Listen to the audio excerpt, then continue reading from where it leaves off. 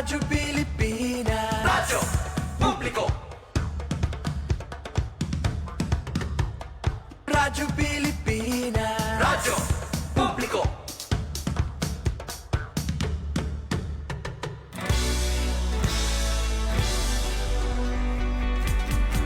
Mahalagang mga balita, napapanahong impormasyon. Kami ang inyong gabay pag may bagyo at sakuna.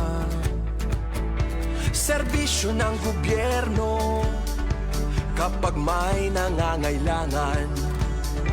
Mga proyekto ng Pangulo, damang-dama ang pagmamahal niya.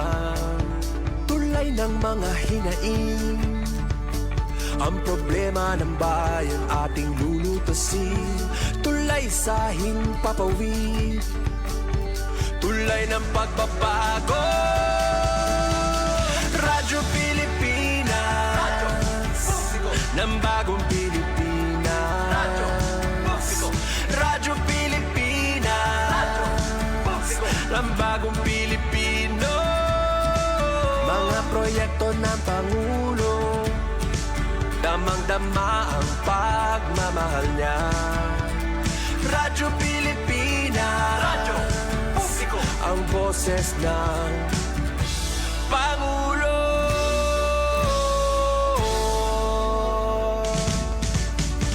Karamay nyo kami, kahit malayo man kami nakakarating.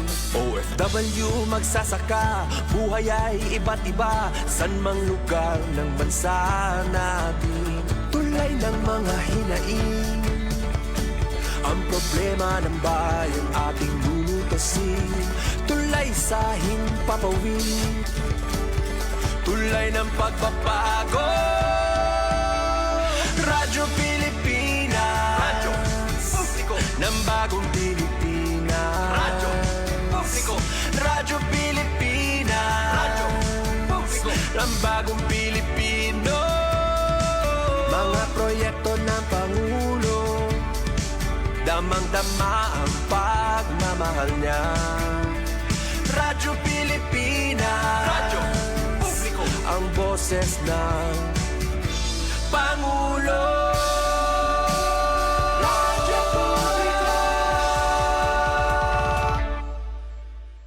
Radyo Pilipinas, Radyo Publiko. Radyo Pilipinas.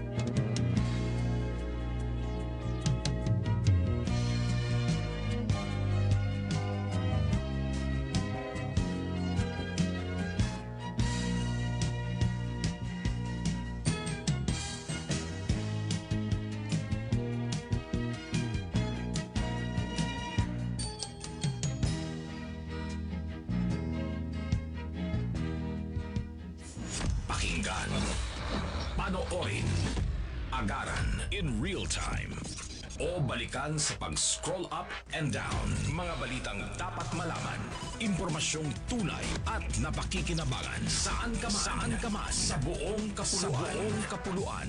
Bangon sa bagong sigla. Kababayan. Kasama ang social media. Powered broadcaster ng bagong mamamayan. Tapat sa pag-uulat. Ito po ang Presidential Broadcast Service. Radyo Pilipinas. Oras sa Pilipinas, lipas ang alas 8 ng umaga.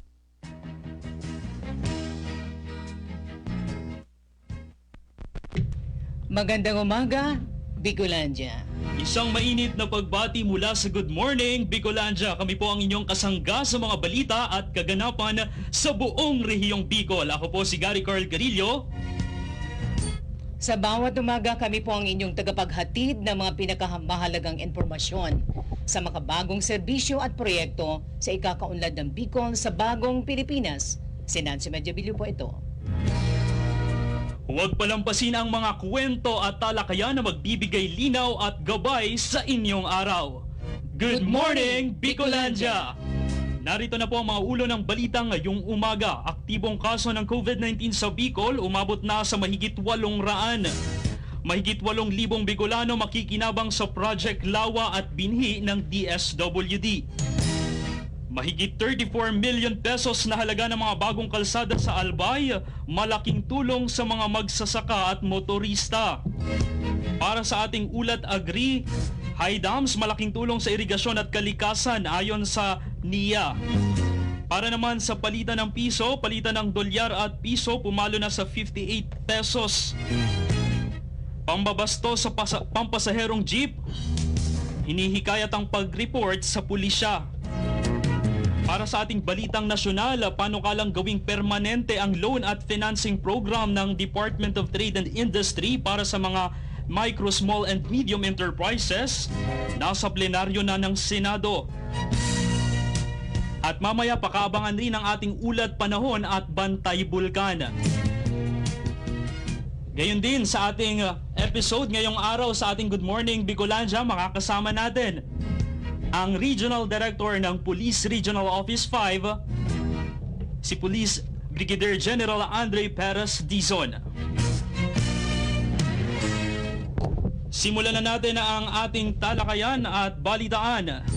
Para sa ating balitang lokal, rehabilitasyon ng mga district hospitals sa Albay, tututukan ng pamahalaang panlalawigan ng Albay.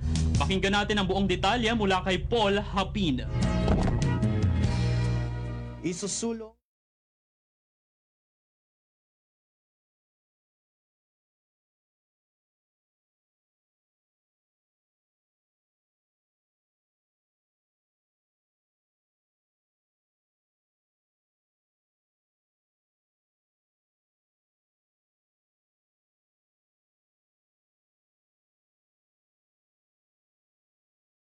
Board Member Vic Ziga Jr. ng Committee on Health and Social Services, tinalakay ang mga kagamitang kinakailangan para sa Dr. Lorenzo P. Ziga Memorial District Hospital at ang planong pagsasayos ng Cagragay District Hospital. Pangunahing layunin ng naturang proyekto ay ang pagsasaayos at pagpapatayo ng mga infrastruktura at para madagdagan ang mga kagamitan sa naturang mga ospital. Para sa Bagong Pilipinas, Paul Apin, Radyo Pilipinas, Radyo Publiko, Albay. Salamat sa iyo, Paul. Sa ating dagdag na balita, mahigit 8,000 Bicolano makikinabang sa Project Lawa at binhi ng DSWD. Ang detalye mula kay Emmanuel Bongkodi. Palalawakin ng Department of Social Welfare and Development Field Office 5 ang Project Lawa at binhi sa buong Bicol Region ngayong 2025, kung saan mahigit 8,900 katao mula sa 33 bayan at lungsod ang makikinabang. Saklaw ng proyekto ang mga lalawigan ng Camarines Sur, Camarines Norte, Albay, Masbate, Catanduanes at Sorsogon, partikular na ang mga bayan ng Bagamono, Caramoran, Gigmoto, Pandan at Vigas sa Catanduanes, Balud, Claveria, Monreal, PUV Corpus, Milagros, San Fernando, Mobo at San Jacinto sa Masbate, Kasiguran, Castilla, Dunsol, Pilar at Santa Magdalena sa Sorsogon, Ligao, Tabaco at Legazpi City, gayon din ang Libon at Darga sa Albay. Libmanan, Buhi, Naga City, Calabanga at Tinambak sa Camarines Sur at Labo, Jose Panganiban, Paracale, Mercedes at Daet sa Camarines Norte. Layo ng proyekto na tugunan ang kakulangan sa tubig at nutrisyon sa mga vulnerableng komunidad sa rehiyon. Para sa Bagong Pilipinas, Emmanuel Mongkodin, Radyo Pilipinas, Radyo Publiko, Albay. Dagdag na balita, makikinabang na ang mga motorista at magsasaka sa una at ikatlong distrito ng lalawigan ng Albay mula sa dalawa natapos na proyekto ng Department of Public Works and Highways Bicol. Ayon kay DPWH Regional Director Virgilio C. Duarte, ang isang proyekto ay isang farm-to-market road na ngayon ay nagbibigay ng mas magandang access papunta at pabalik mula sa mga taniman sa Barangay Tagpo, Ligao City, Albay. Sinabi ni Director Eduarte na mapapabuti ng bagong gawang kalsada ang mga serbisyo ng gobyerno at mas marami pang oportunidad sa kabuhayan. Samantala sa Barangay Bantayan, Tabaco City, Albay, isang bahagi ng Ligao Tabaco Road ang pinalapad mula sa 2 lanes. Ngayon ay meron na itong 4 na lanes at ang karagdagang espasyo sa kalsada na may sukat na nasa 3 metro sa magkabilang gilid ay makakatulong upang mabawasan ng trapiko sa lugar. Kasama rin sa mga bagong features ng proyekto ang mga drainage at mga solar street light na magtitiyak ng kaligtasan sa daan anumang oras. Diin ng ahensya ang pagtatapos ng 2 proyekto ay bahagi ng agresibong hakbang ni Pangulong Ferdinand R. Marcos Jr. upang bigyan ng prioridad ang agrikultura at mapadali ang koneksyon ng mga merkado at producer sa mga komunidad sa ilalim ng kanyang administrasyon. Dagdag na balita, aktibong kaso ng COVID-19 sa Bicol, pumalo na sa mahigit 800. Pakinggan natin ang buong detalye mula kay Paul Hapin. Umakyat na sa 871 ang bilang ng aktibong kaso ng COVID-19 sa Bicol Region ayon sa pinakahuling ulat ng Department of Health Bicol para sa linggong February 9 hanggang 15, 2025. Sa naturang bilang, isa ang naitalang bagong kaso sa Minalaba, Camarines Sur, habang ang nalalabing 870 ay ang mga dating kaso na patuloy pa rin minomonitor. Samantala, 14 ang bagong gumaling sa naturang virus, kabilang ang 13 mula sa Naga City at isa mula sa Sorsogon. Wala namang naitalang bagong nasawi. Nasa 92.84% na ng target population ang fully vaccinated na sa rehiyong Bicol, habang mahigit 676,000 na individual ang may booster dose na. Nananatili namang walang naitalang pasyente sa mga COVID-19 beds ng rehiyon. Patuloy ang paalala ng DOH Bicol sa publiko na mag-ingat at sundin ang mga health protocols upang mapanatili ang kontroladong sitwasyon ng pandemya sa Bicol Region. Para sa Bagong Pilipinas, Paul Apin, Radyo Pilipinas, Radyo Publiko, Albay.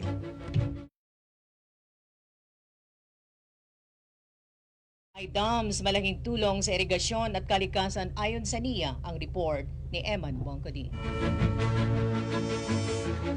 Ipinunto ni National Irrigation Administration or NIA Administrator Engineer Eduardo Guillen na hindi lamang pang-irigasyon ang silbi ng mga high dams, kundi marami pa itong gamit na nakakatulong sa bansa. Batay kay Guillen, may kakayahan ang mga high dams na makapagbigay ng power generation, bulk water supply at flood control, kaya't mahalaga ang pagtatayo ng mga ito upang mas mapaunlad ang sektor ng agrikultura at maprotektahan ng kalikasan. Sa pananaw ng opisyal, tugma ito sa pangunahin at ipinaglalaban na layunin ng Pangulong Ferdinand Marcos Jr. na tiyakin ang food security sa bansa. Pinatunayan umano ng administrasyon ang sinseridad nito sa pamamagitan ng paglalaan ng pondo sa mahalagang proyektong pang-irigasyon. Tulad ng binigyang diin ni Guillen, ramdam ng mga magsasaka ang tulong ng gobyerno kaya't mas lalo silang nai-inspire magtrabaho. Hinimok din niya ang publiko na magtulungan upang matiyak ang patuloy na pag-unlad ng sektor ng agrikultura. Para sa Bagong Pilipinas, Emmanuel Mongkodin, Radyo Pilipinas, Radyo Publiko, Albay.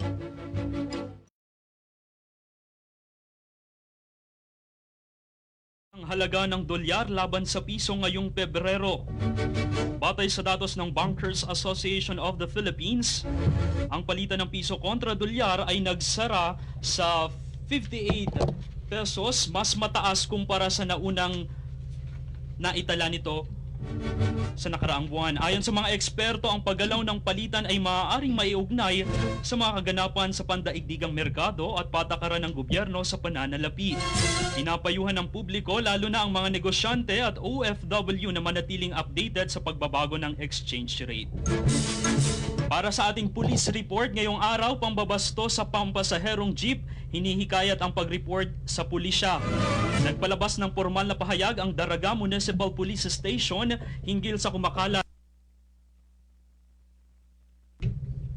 post sa social media na naglalaman ng pahayag at video tungkol sa di umano'y pambabastos at pagpapakita ng maselang bahagi ng katawan ng isang lalaki habang nakasakay sa isang pampasaherong jeep. Sa inilabas na pahayag, inaanyayahan ni Police Lieutenant Colonel Edgar Azotea, ang Chief of Police ng Daraga Municipal Police Station, ang mga biktima na magtungo sa kanilang himpilan o sa pinakamalapit na police station upang formal na iparecord ang insidente at magsampa ng reklamo para sa nararapat na aksyon. Anya mahalaga na ito ay mabigyan ng aksyon ng tama at lalong sa madaling panahon. Dagdag pa ni Azotea, hinihikayat nila ang mga kababayan na sa halip na agad mag-post sa social media, mas mabuting magsumbong na agad sa mga otoridad, lalo na kung may mga kaduda-dudang tao o banta sa seguridad. Sa ganitong paraan, mas mabilis silang matutulungan at mabibigyan ng nararapat na asistensya.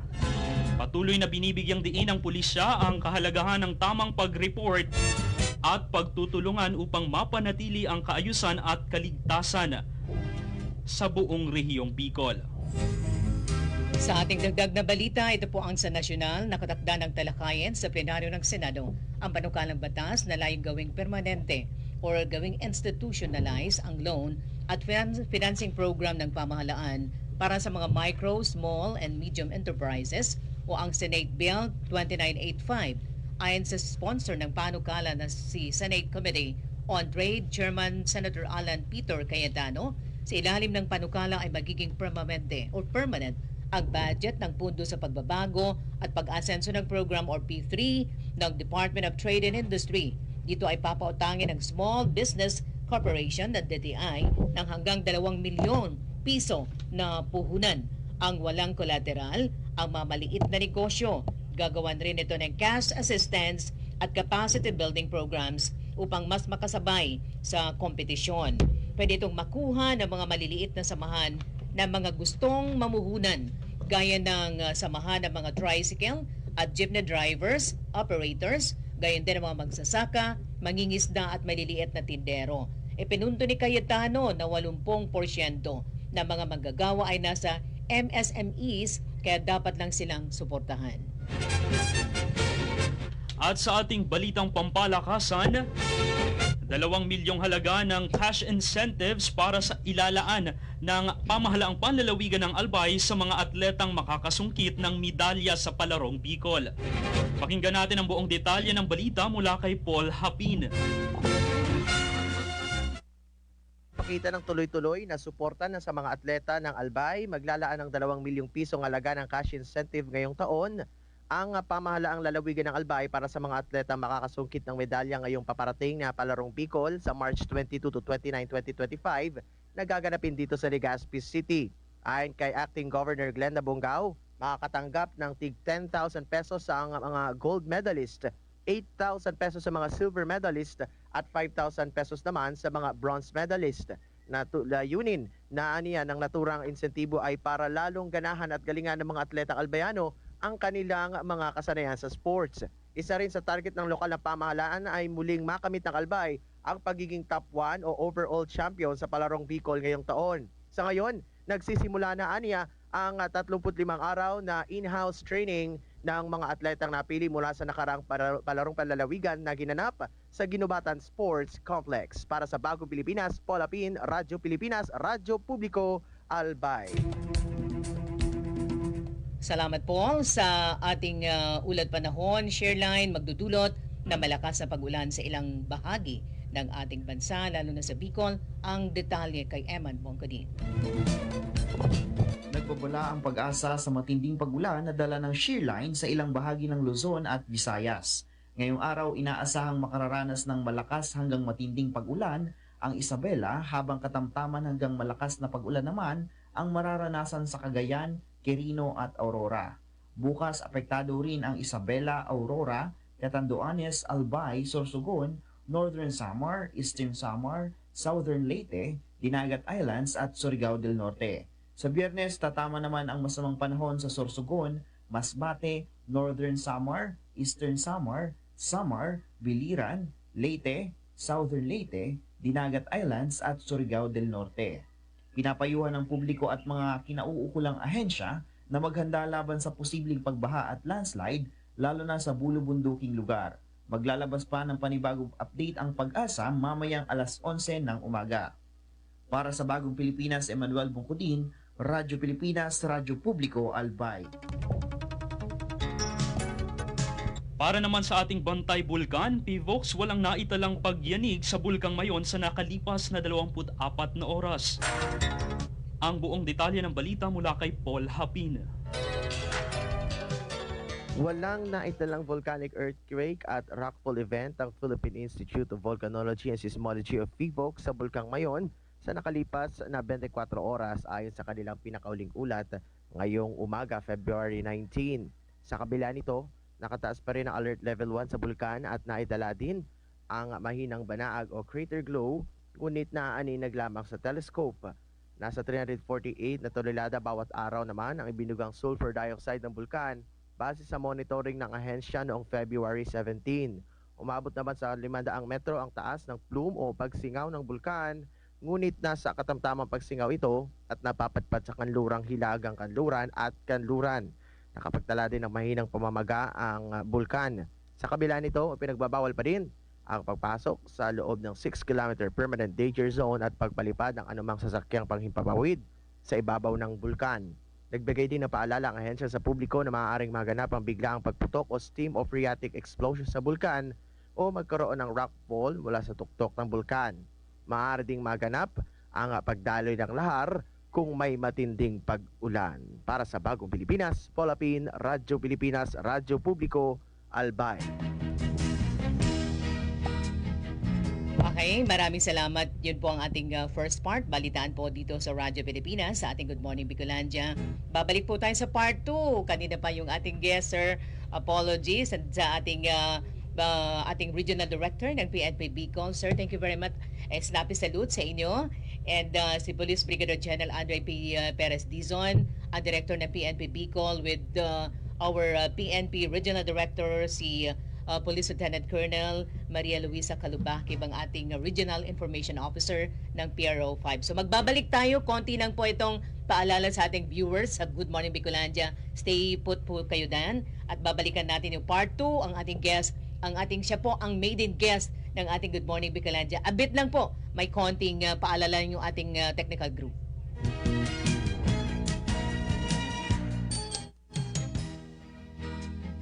Magandang balita para sa bawat manggagawang Pilipino. Nakamit natin itong 2024 ang pinakamababang unemployment rate since 2005. Ayon sa NEDA, mas dumami ang may hanap buhay at patuloy na gumaganda ang kalidad ng mga trabaho. Naitala na nagtapos ang 2024 na 3.8% na lang ang ating unemployment rate. Ibig sabihin nito'y nasa 50.19 milyong Pilipino na ang may trabaho at bumaba na sa 1.63 milyon ang walang trabaho. Mas kaunti na rin ang mga naghahanap ng dagdag na kita o ekstrang trabaho. Mula sa 11.9% ang 2023, 10.9% na lang nitong 2024. Mas maraming Pilipino na ang may sapat at disenteng hanap buhay. Para sa tuloy-tuloy na pag-unlad ng ating labor market, narito ang ginagawa ng pamahalaan.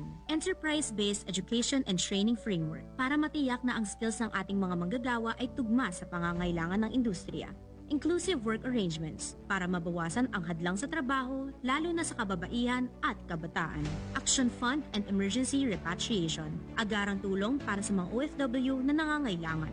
Oo, may mga pagsubok pa, pero tuloy ang suporta ng gobyerno upang makalikha ng mas maraming trabaho, mas maunlad na kabuhayan at mas magandang kinabukasan para sa bawat Pilipino. Time to celebrate kulturang Pinoy. Tradisyon, musika, sining, literatura at iba pa. Anything and everything fun and Filipino. Ito ang Pinoy Kultura. Ang kwento ng adobo.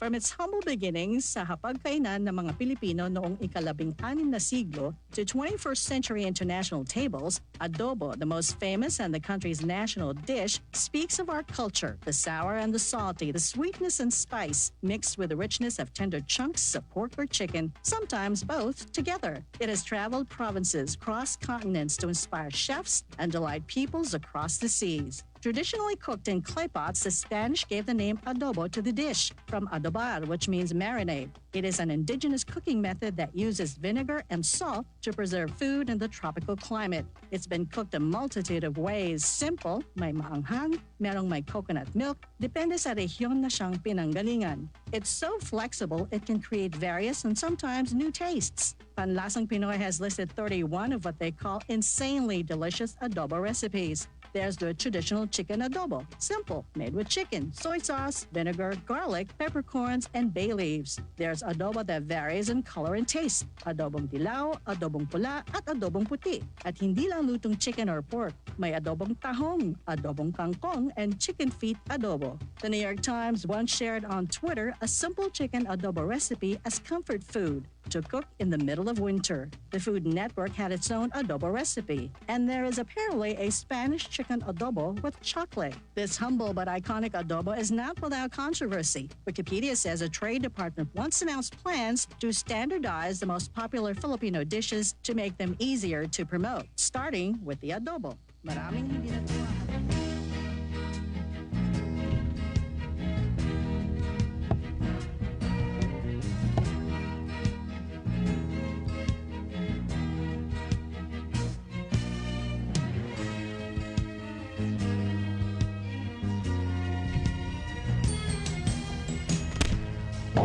Okay, balik na po tayo dito sa ating part 2 ng ating Good Morning Bicolandia.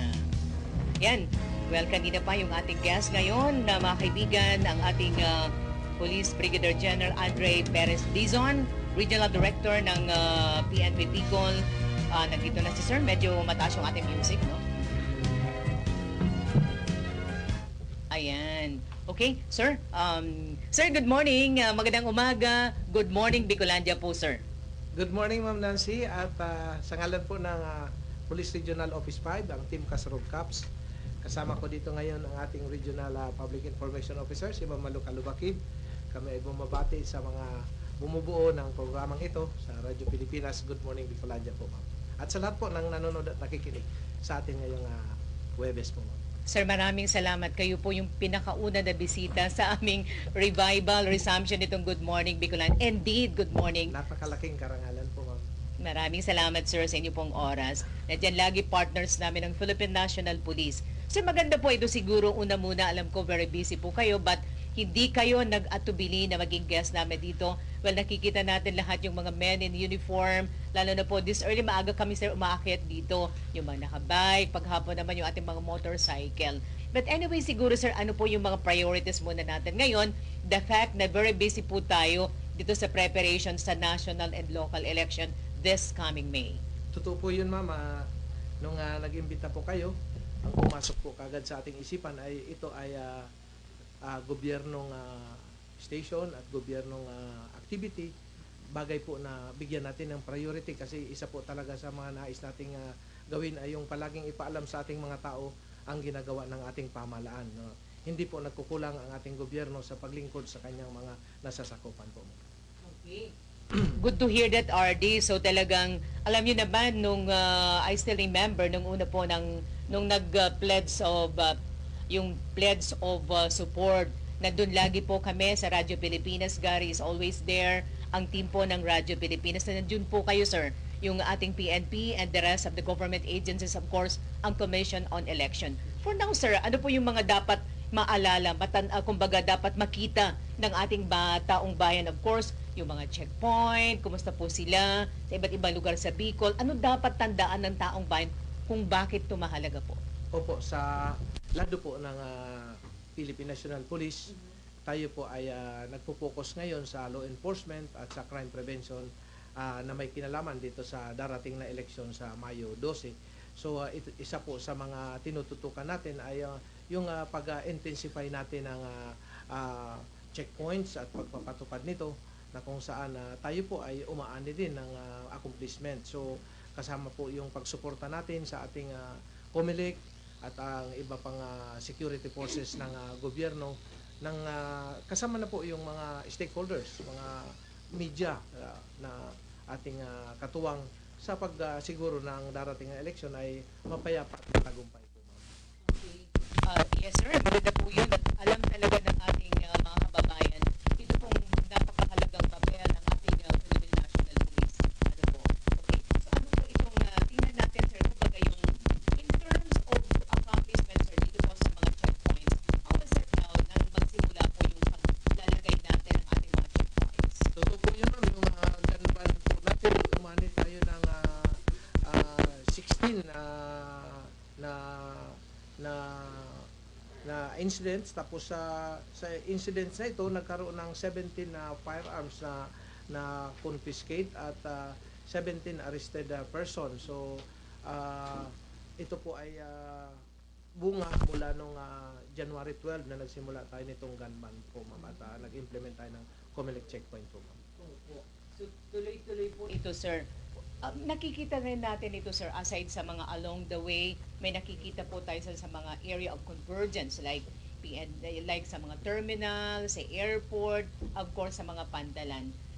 Ano po ang pinaka-policy po natin ng PNP dito po sa mga sasakay ng mga pasahero? Like may mga, baka yung ating mga kapulisan, may makita doon sir na mga kontrabando. So far, wala pa namang ganun sir. Wala po pong incident na ganun, ma'am. Yes, Pero kasama po yun sa ginawa nating hakbang na heightened police patrols. Nandyan po yung motorcycle, bicycle, yung foot patrol, pati yung mobile patrol po natin. Kasama yun na minumonitor natin ang buong paligid.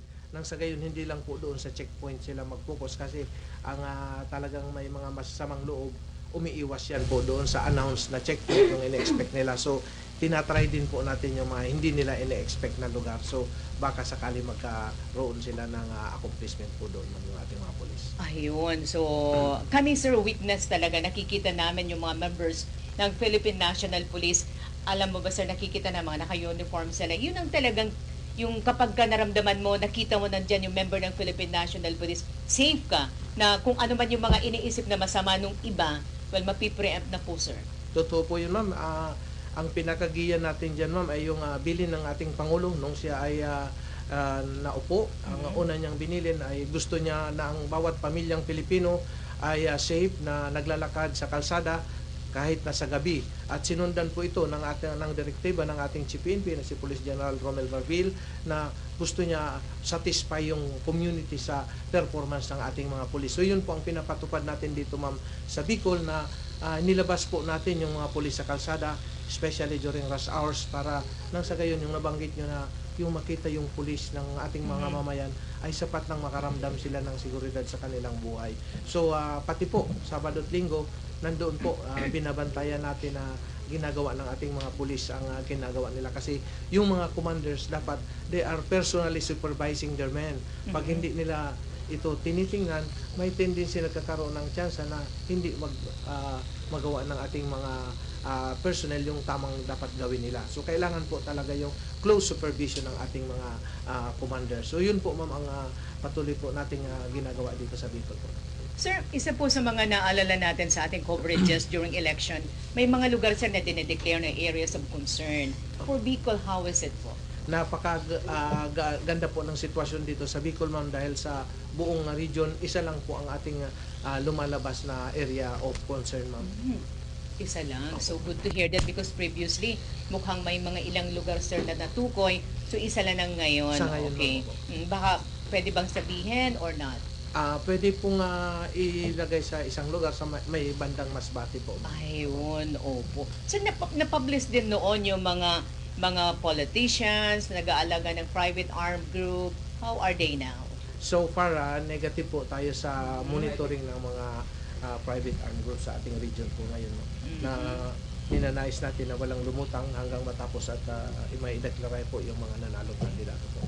Napag-uusapan din sir yung higel dito sa revolutionary tax nung ating mga na nanghihingi sila during so nagpaparamdam sir na mga yung ito pong New People's Army.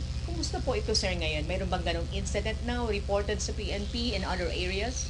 Regular naman po yung validation ng AFP at PNP. Kasabay na po dyan yung ating National Intelligence Coordinating Agency.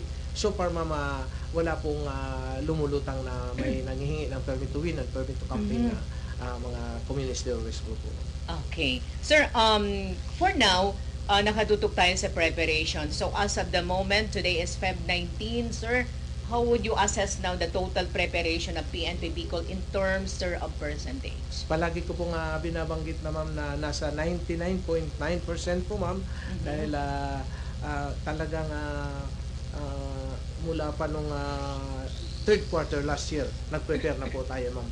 Kasama po ang ating mga partner agencies, regional joint security coordinating cell. Opo. So sir, in terms of challenges for now, tingin mo ano po yung mga challenges na possible threat sa ating darating na election na naka-ready yung ating armed forces, of course yung kayo po sa larangan ng Philippine National Police. Nangunguna po kayo dito, sir. Yes, ma'am, yung masabotage po, magkaroon ng sabotage itong election doon sa mga dating style ng ating kalaban na more on deception. So yun lang po mga ina-anticipate natin na pwedeng mangyari. Kaya doon po pumapasok yung remaining 0.% na yun, ma'am. I see. So yun.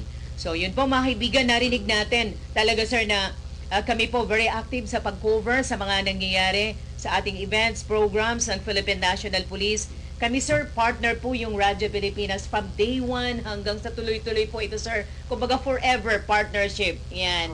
Nakasil na po yan, sir. Yan, thank you very much. Andyan kayo lagi, si RPIO, kayo po, sir, the whole PNP of Bicol. Of course, Radyo Pilipinas, the government media is also committed para po talaga pagtulungan po natin ni Sir ma-ventilate, makasken sa taong bayan. Ito ang ating PNP. Ito ang ating kasurog cups.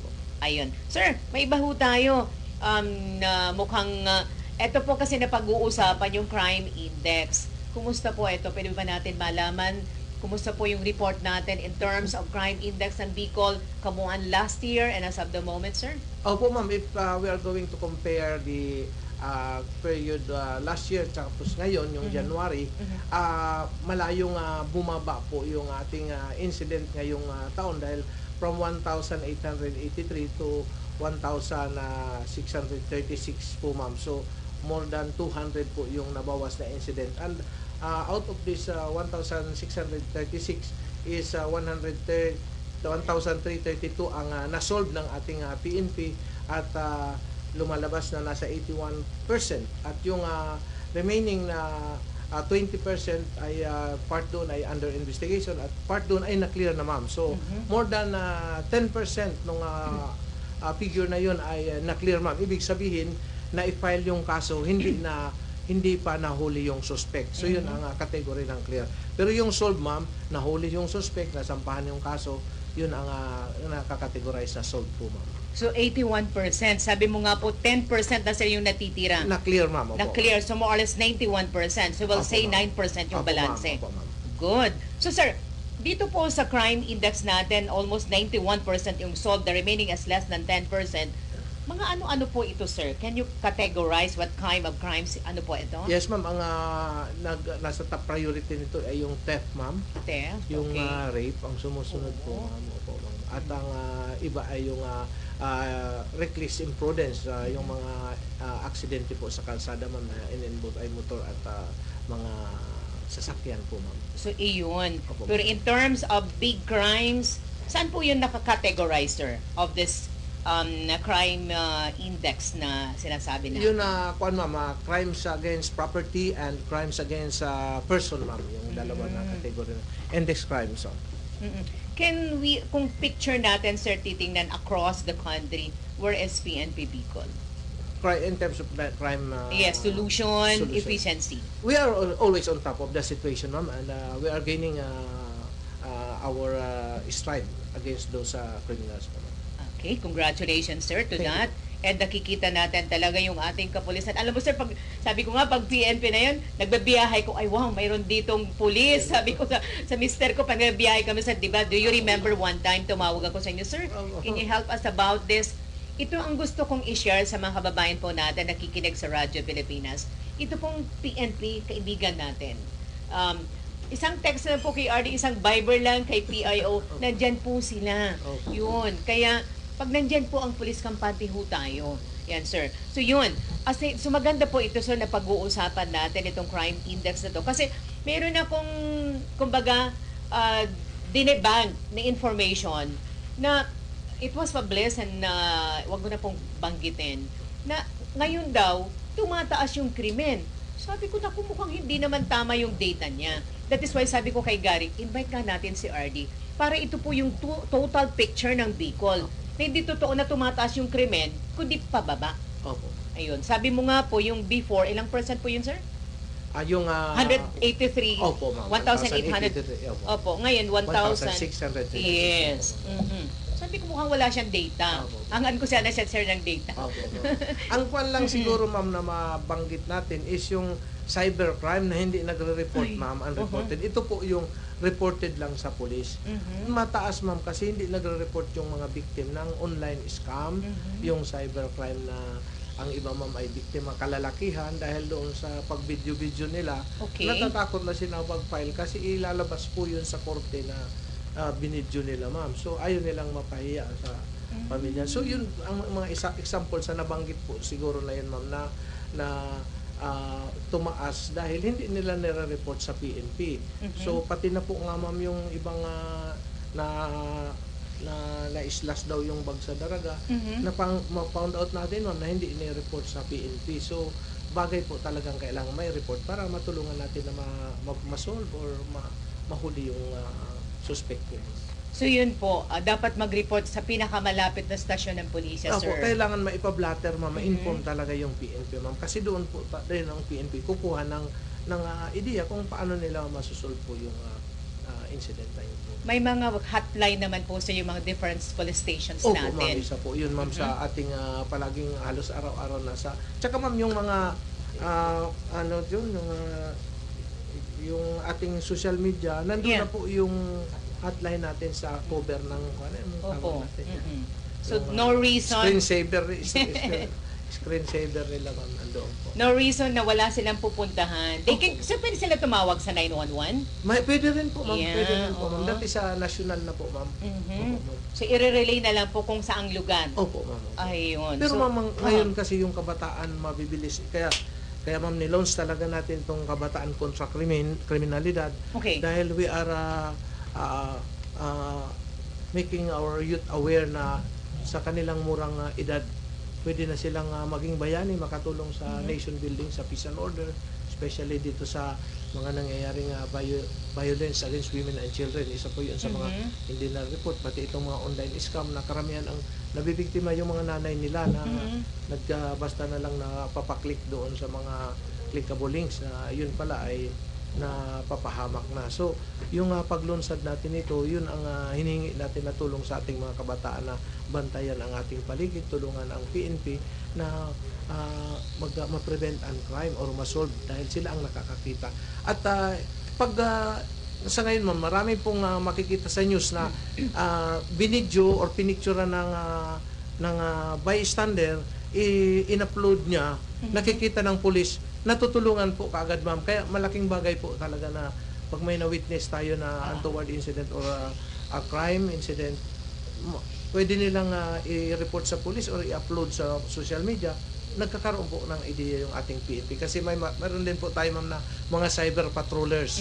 May mga keyboard warriors din po tayo sa ating mga opisina, lalo na sa ating operation sa offices po.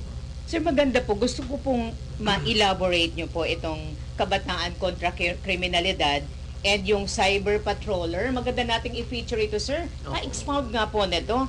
Mga kumusta na po ito, ilan na na-organize? Per province ba, mayroon na nito na kabataan kontra kriminalidad? Sa KKK, ma'am, may tatlong probinsya pa tayo na dalawa na lang.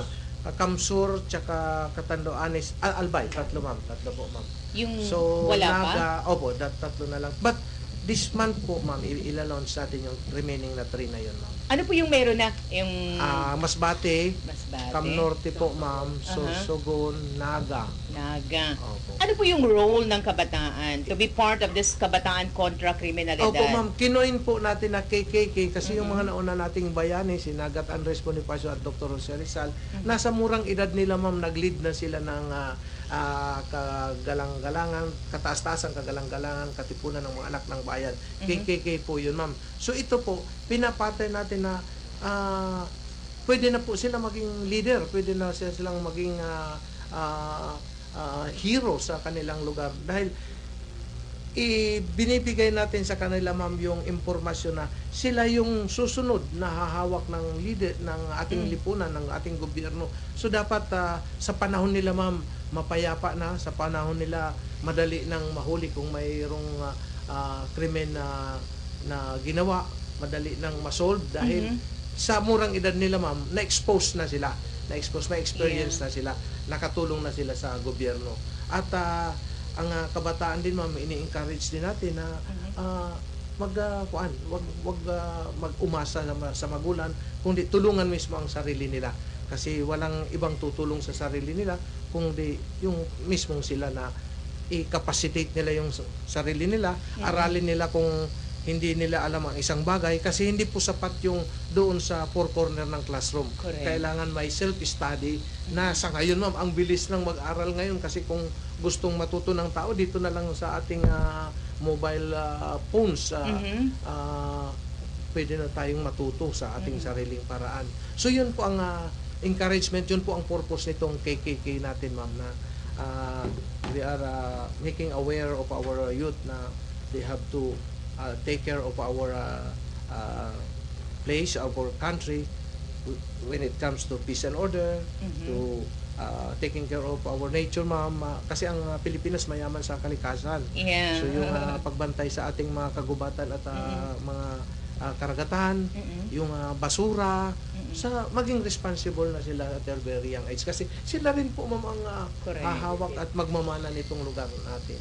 They are the next generation Yes, leaders, opo, sir. opo, ma'am. Kumbaga, get involved. Yes, at their age already. Yeah. So, kumusta naman, sir? Mga ilang kabataan na po ang member nitong KKK to with these three provinces na active na and yung remaining 3 will follow. Opo, ma'am. Nasa more than 2,000 na po, ma'am, in total yun. At we are going to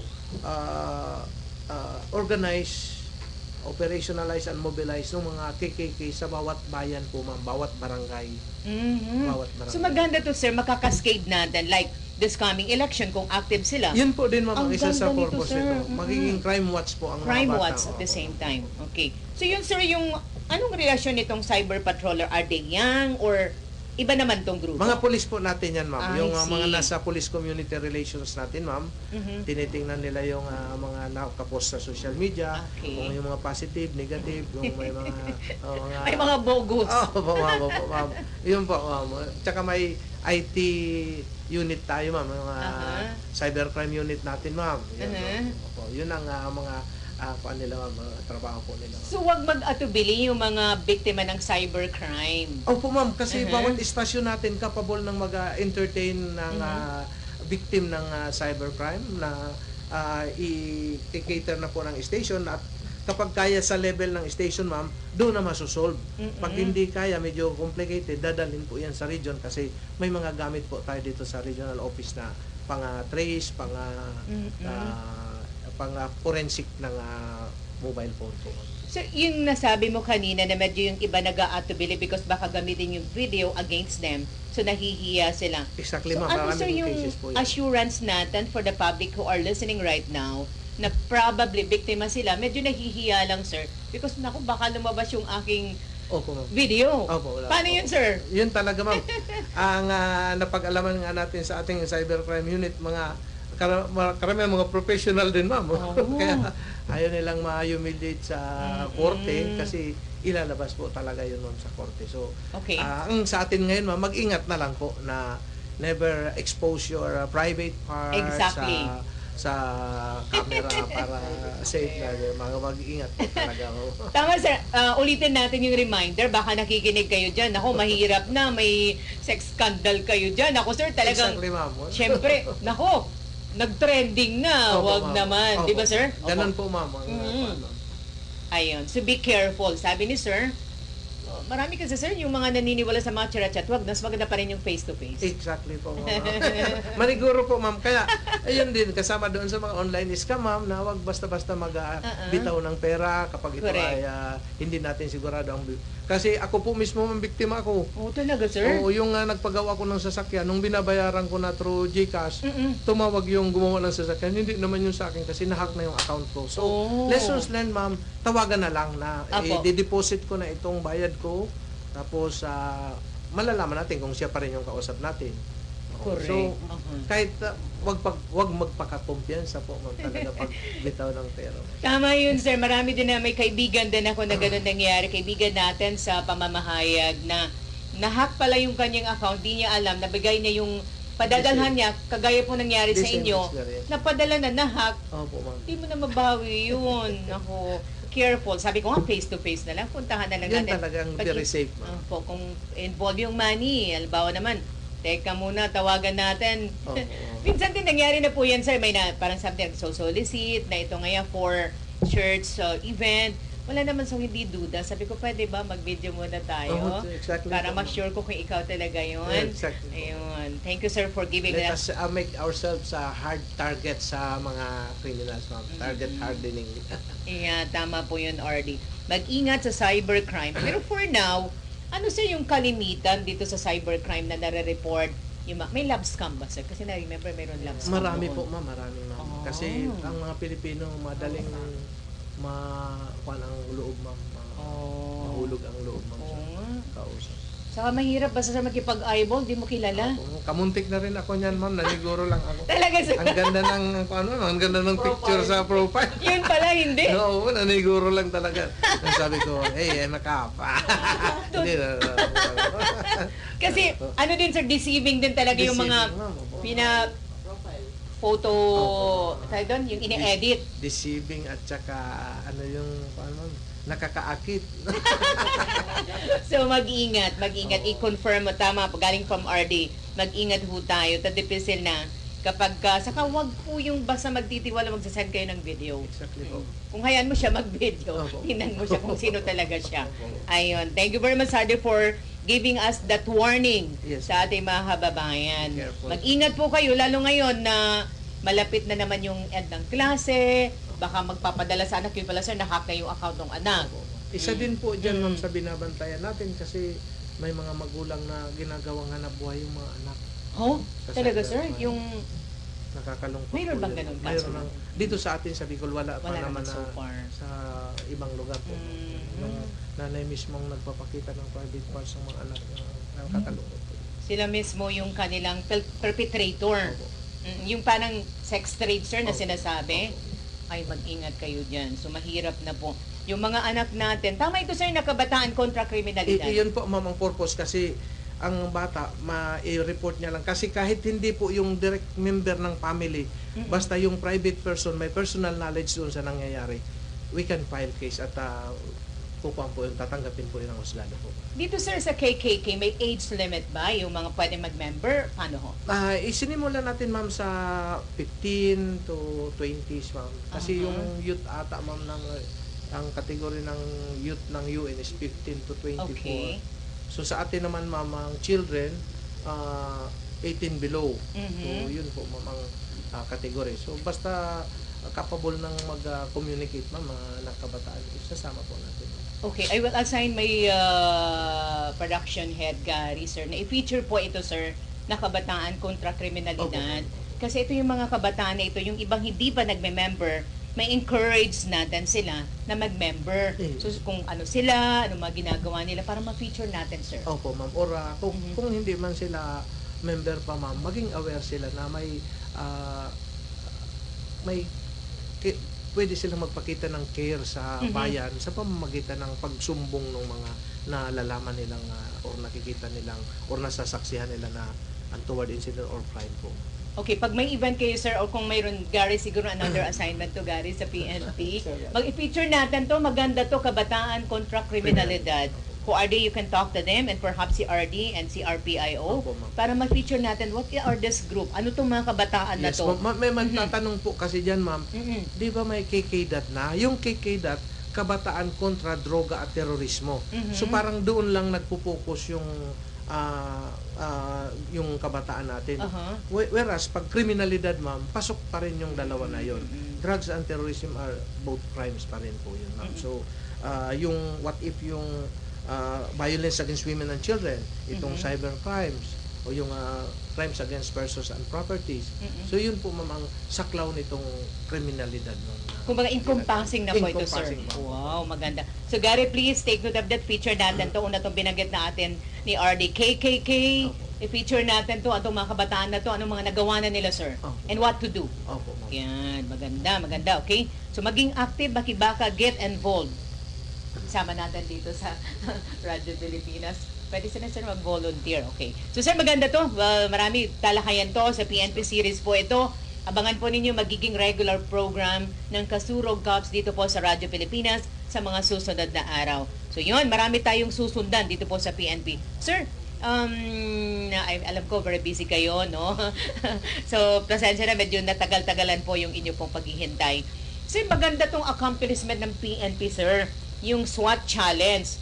Alam mo, pag nakikita ko yung SWAT, no? I remember somebody wearing yung black, may full weapon sila. Can you tell us about SWAT? SWAT, ma'am, is special weapons and tactics na sila ay na-engage sa high-risk situation. So, yung mga, ang tawag natin sa kanila, ma'am, is final option. Sila yung cutting edge ng isang unit. Sila ay highly trained, highly equipped. Nung nagkaroon ng national challenge last month, January, yung team po natin, ma'am, ay nahirang na first runner-up. Ibig sabihin second. Out of 17 police regional offices, ma'am, plus yung ibang national support unit, kagaya ng Special Action Force, Aviation Security Group, at yung ibang government, ibang special unit ng PNP, sila po ang nahirang na pangalawa po, ma'am. Congrats. Napakalaking karangalan po sa Bicol SWAT po. Eh, magaling yun. Kumbaga level up po tayo, sir. Opo. Pag sinabi nating SWAT, nako, ito na sabi niyo, sir, last option. Last of all. Ano mga specific assignment or task nila? During hostage taking, ma'am, Okay. during crisis sa hostage sa pag-rescue, ma'am, pag-rescue sa disaster, they can Disaster. disaster, ma'am. Tapos they are highly trained, ma'am, in shooting. Shooting. They are accurate in their pistol and rifle, and they move by small unit only, ma'am. The elite group. Elite, yes. Okay. Sir, pag halimbawa, ito pong mga SWAT team natin, sabi mo nga po talagang naka-standby lang sila in case talagang kailangan natin silang pumunta sa field. Sabi mo nga po last option. Now, paano po sila pinipili? Paano sila nag-qualify? Correct, ma'am. Yes, Dahil yung training nila talagang rigorous, ma'am. Rigorous. Yung kailangan ng mind and body talaga. Yung willingness, yung dedication niya, ma'am. So, pati neuro, ma'am. They undergo neuro and drug test mo na kumbaga, kasi ma'am, hairline lang talaga ang pinag-uusapan nila. Between life and death, ma'am. Yun ang Totoo, mga sir. exposure nila, ma'am. Doon sa SWAT challenge, sir, ano po yung mga na-feature po doon na ginawa ng team? Yeah, ma'am. Lahat ng test, stamina, skills, opo, ma'am, and strength nila, yun ang yung mga parang obstacle course, ma'am. You will fire on under stress, Yeah. endurance firing. Opo, ma'am. Congrats, sir. Congrats. Yes, ma'am. So, we're looking forward na ma-meet natin yung SWAT. Medyo po, ano ba sila, sir? Poker face. At ang pinakamahalaga doon, ma'am, yung support, moral support ng Yeah. Team Kasurog Cup sa kanila, ma'am. Yung Yes, moral oo. support. Siyempre, di mo maririnig yan, poker Oo. face. Di ba siya maririnig? Kasi, di ba? Parang ganun ba yun? Sorry, hindi kasi ako, sir, pero medyo, eto talaga, siyempre talagang di siya matitinan. Minsan naka-cover ang face nila Oo. kaya hindi ma-determine. Parang still na still siya. Oo. Ako, sir. Thank you very much sa ating RD ng PNP. Yan po talaga mga pinagmamalaki nating accomplishment Opo. ng PNP PCON. So what more na pwede nating matanong, sir? Wala na akong tanong. Baka marami pa kayong gustong i-share sa mga kababayan natin. Panawagan, ano dapat ninyong gawin? Nandiyan ang ating kapulisan. Ready 24 hours. Opo, ma'am. Salamat. 24/7, kumbaga. Yes, sir.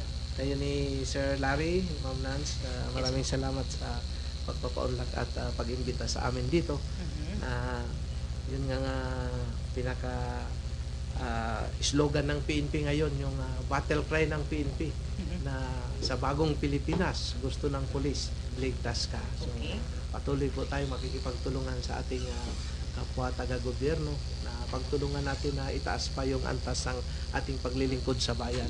Patunayan natin na dito sa gobyernong ito, nagkakaisa tayo, ma'am, at sulong-sulong sa isang direksyon po. Ayun, wag niyo pong kakalimutan, sabi po ng ating kapulisan, sa bagong Pilipinas, Ang gusto ng pulis, ligtas ka. Ayun. Okay. Ang ating, sir, maraming salamat, RPIO. Baka Thank mayroong... you, ma'am. Si ma'am.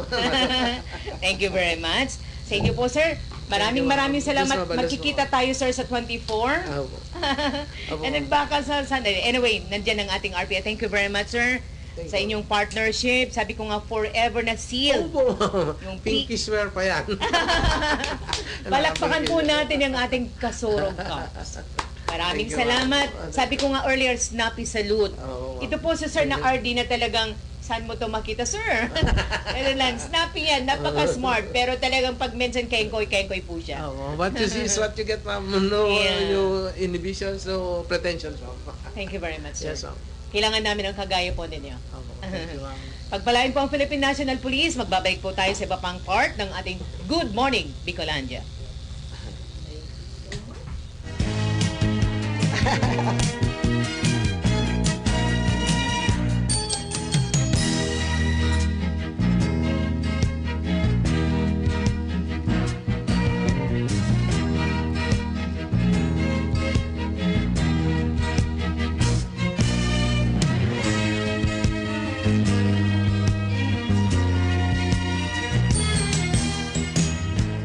Sa pagdiriwang ng 74th anniversary ng DSWD, ibinahagi ni Pangulong Ferdinand R. Marcos Jr. ang ilan sa mga bagong inisyatibo ng pamahalaan na inaasang mas magpapadali ng pagtugon sa mga pangangailangan ng bawat pamilyang Pilipino. First, the HELPS, the platform that streamlines the application processes for licenses and permits, makes it faster for stakeholders to access DSWD services. Second, the Minors Traveling Abroad system. This system modernizes travel clearance processing for Filipino minors.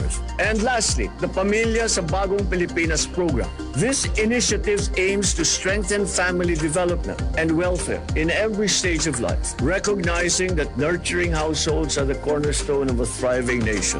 Ayon sa Pangulo, ang mga hakbang na ito ay nagpapakita na ang gobyerno ay nakikinig at handang magbigay ng tulong na angkop sa nagbabagong panahon. Let us build the Bagong Pilipinas, a nation where every citizen has a chance to dream, to strive, to succeed. A country where compassion is not merely a value but a way of life. A Philippines where no one gets left behind.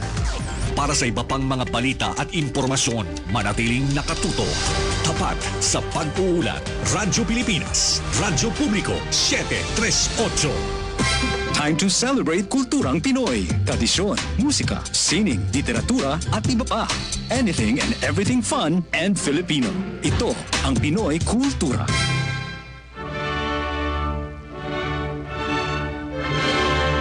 Ang sayaw ay mahalagang bahagi ng ating kultura. It is a universal form of self-expression, and no other dance expresses it better than ballet. Meet Alice Reyes, a Filipino dancer, choreographer, teacher, director, producer, and founder of Ballet Philippines. Alice took lessons in classical ballet at a very young age. She completed a Bachelor of Arts degree in History and Foreign Services and took postgraduate studies at Ateneo de Manila University. Alam niyo ba na noong February 1970, her dance company staged the first ever modern dance concert at the Cultural Center of the Philippines Main Theater? At noong June 2014, si Alice Reyes ay naparangalan ng highest award in the arts ng Order of National Artist of the Philippines. Yan ang Pinoy Kultura because our culture is cool. To know more about their life, work, and contributions, visit the National Commission for Culture and the Arts at ncca.gov.ph. Hatol ng bayan. Election Quick Facts. Campaign period. Ang opisyal na campaign period para sa mga national candidates ay magsisimula sa February 9, 2025 at mayroon silang 90 days para mangampanya. Samantala, mayroon namang 45 days para mangampanya ang mga tumatakbo para sa local positions at magsisimula ito sa March 29, 2025. Ang campaign period ay matatapos sa May 10, 2025. Hatol ng bayan. Election Quick Facts.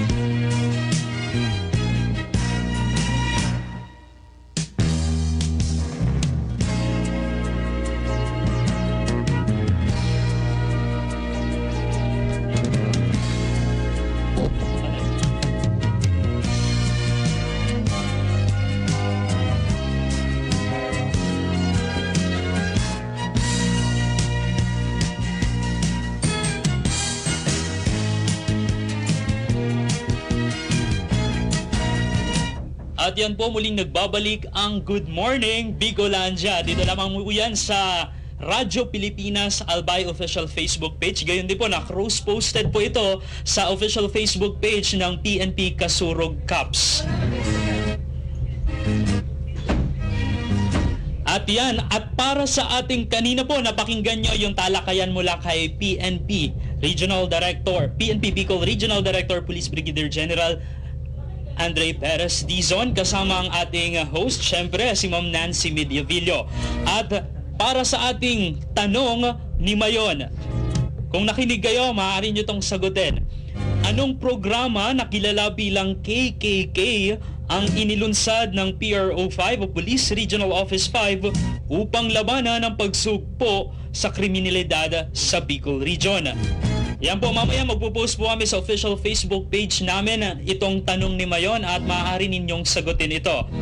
Makita po natin kung sino yung tunay na nakinig at nanood ng talakayan mula sa ating guest dito sa Good Morning Bicolandia. Tuloy tayo sa ating programa para sa ating public service announcement. Hanap mo ba'y trabaho? Kaya naman huwag palampasin ang Kagsawa Job Fair na gaganapin ngayong araw ng Miyerkules hanggang alas 3 ng hapon at isasagawa ito sa Daraga Covered Court. Maraming job opportunities ang nag-aantay mula sa iba't ibang kumpanya na lumahok. Magdala lamang ng resume at iba pang kinakailangang dokumento at ito ay hatid sa inyo ng Arangkada Banwa o ang local government ng Daraga bilang bahagi ng pagdiriwang ng taunang makasaysayang Kagsawa Festival ngayong taon. Huwag palampasin ang pagkakataong ito. Tara na at magsama-sama tayong bumuo ng magandang kinabukasan para sa bagong Pilipinas. Dagdag na impormasyon, magsasagawa rin po ng job fair ang City Government of Legazpi at nalalahokan ito ng iba't ibang residente sa lalawigan ng Albay at isasagawa ito sa Ibalong Centrum for Recreation sa Legazpi City, Albay sa darating na February 21, 2025 simula alas 9 ng umaga hanggang alas 4 ng hapon. Makilahok at makipag-ugnayan sa 65 local at overseas employers. Mahigit 11,600 job vacancies ang naghihintay para sa inyo at bukas ito para sa lahat ng naghahanap ng trabaho. Paalala lamang na magdala ng sapat na kopya ng inyong resume, valid IDs at iba pang kinakailangang dokumento upang madali ang inyong aplikasyon.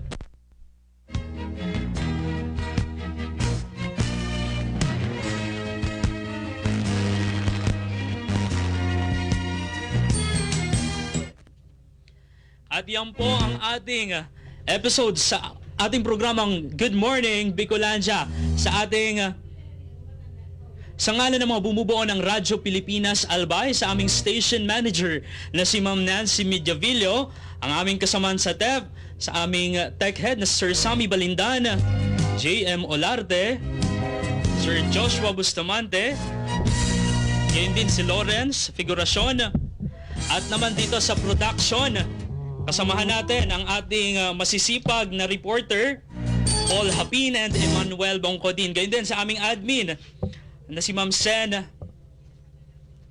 Muli po, isang magandang umaga po sa inyong lahat. Ito po ang Good Morning Bicolandia.